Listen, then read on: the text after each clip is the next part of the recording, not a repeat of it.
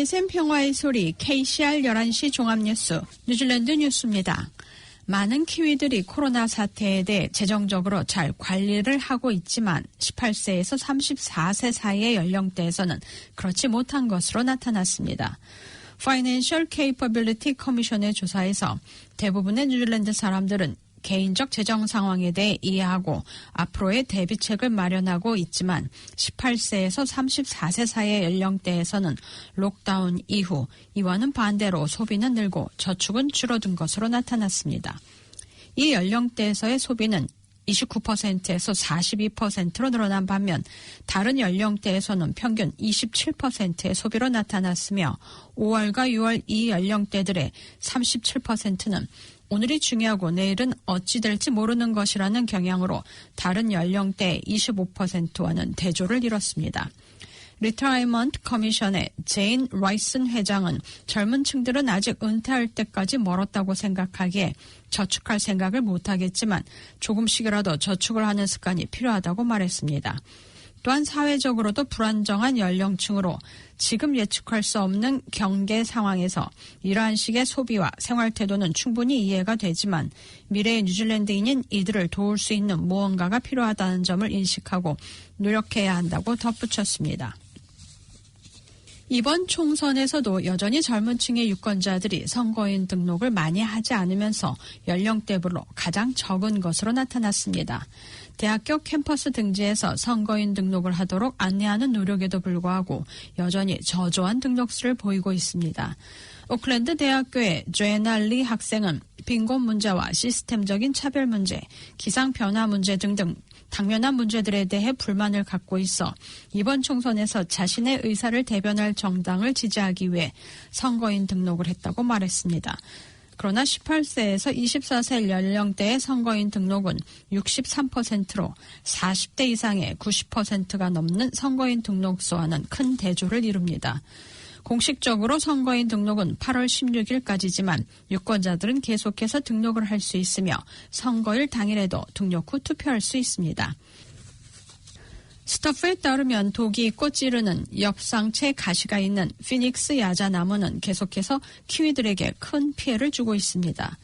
최신 ACC 데이터에 따르면 최근 3년 동안 부상 건수는 계속해서 증가했습니다. 2019년에는 약 741건으로 38만 145달러의 비용이 ACC에 청구됐고 2017년에는 666건으로 39만 7,265달러, 2015년에는 690건으로 42만 2,552달러의 비용이 청구됐습니다.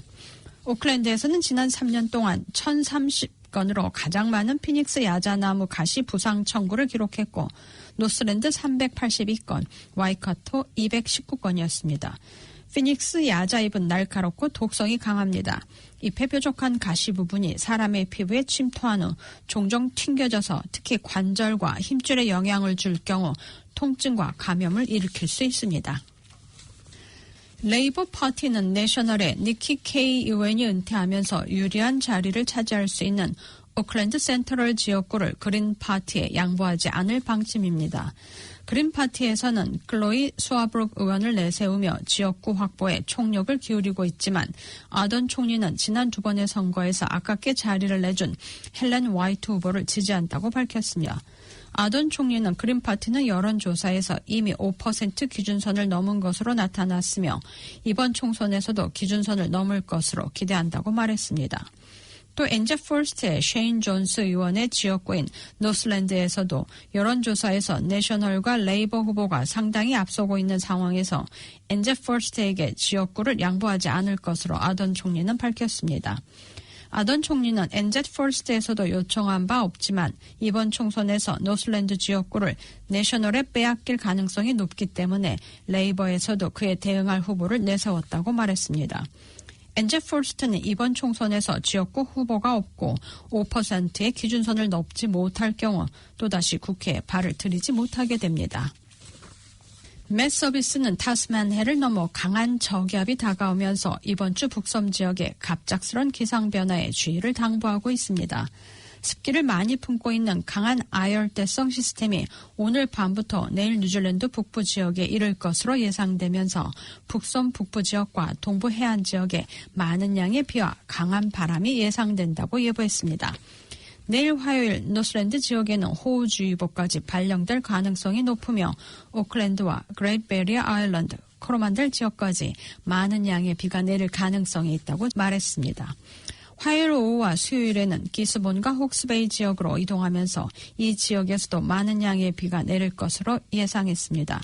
맷 서비스는 내일 오클랜드와 노스랜드 지역에 노출된 지역에서는 강한 돌풍이 예상되기도 한다고 예보했습니다. 홀리데이 파크에서는 뉴질랜드 사람들이 휴가를 위해 국내 여행을 모색하면서 평소보다 더 바쁜 여름을 예상하고 있습니다. 올해는 코비드-19으로 국경이 폐쇄되어 해외로 여행을 나가지 못하기 때문에 사람들은 지금부터 휴가철 예약을 고려해야 한다고 홀리데이 파크 뉴질랜드 책임자인 퍼거슨 브라운은 말했습니다. 제한된 국제 휴가 여행 옵션으로 인해 점점 더 많은 뉴질랜드 사람들이 홀리데이 파크에서 전통적인 키위 휴가를 보내고자 할 것이라고 말했습니다. 오늘의 환율 정보입니다. 뉴질랜드 달러와 대비 원화의 기준 환율은 784원 89전, 한국에서 보낼 때 792원 73전, 한국에서 받을 때 777원 05전입니다.